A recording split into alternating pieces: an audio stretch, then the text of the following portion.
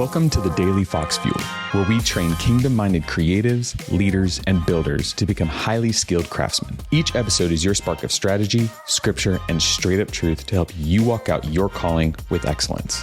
Now let's get to work. Yo, what up, crew?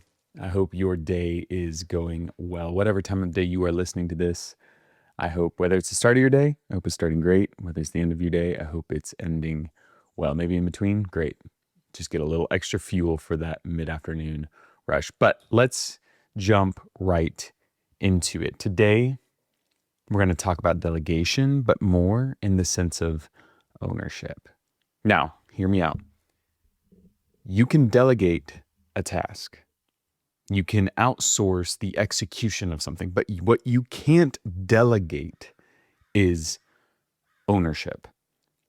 See, the thing is, if God gave you the vision, it's on you to steward it.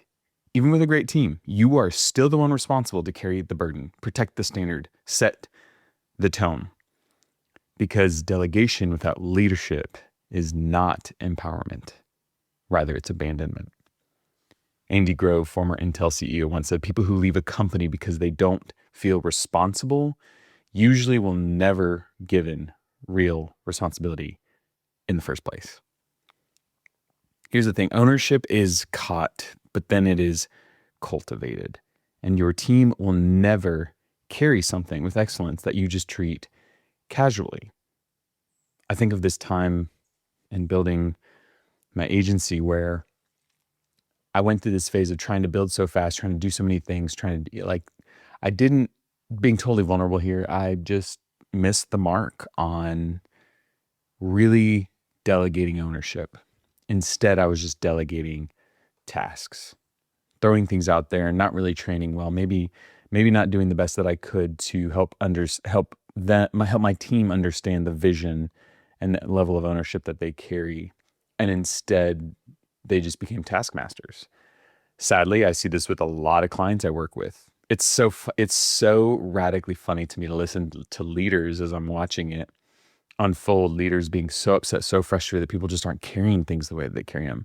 But then you talk to, I dig in, and we do a lot of consulting where we'll come in with teams and we will dive in and try to see where all the things are going wrong and create systems and processes around those to help make it right, regardless of what that is. But as we dive into those and we go through our research phase, our audit phase, we find that a lot of these team members are just doing things. They're just doing busy work. They're not owning anything. They're not acting like owners because, well, one, they're not treated like owners by the leader.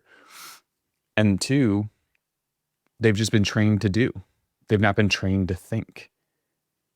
And that's really a big problem.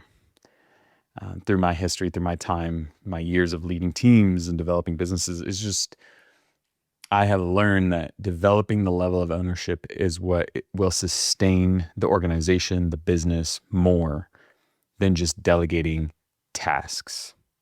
It's a hard place to get to, but as a leader, I'm telling you right now, the faster you can get there, the faster your team will grow, the more they will carry.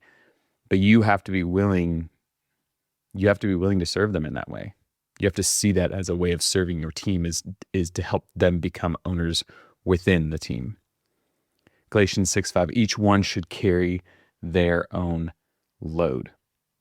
And I believe that is so important, but I think as leaders, we have to help our teams understand what that load is and how they can carry it and where they're headed with it, why we're carrying it, like understanding all that versus just handing them a bucket and say, carry this. What if we handed them the bucket and we asked them to carry it to a specific place? And why, explain to them why we're carrying it to this specific place. Think about the momentum that they'll have.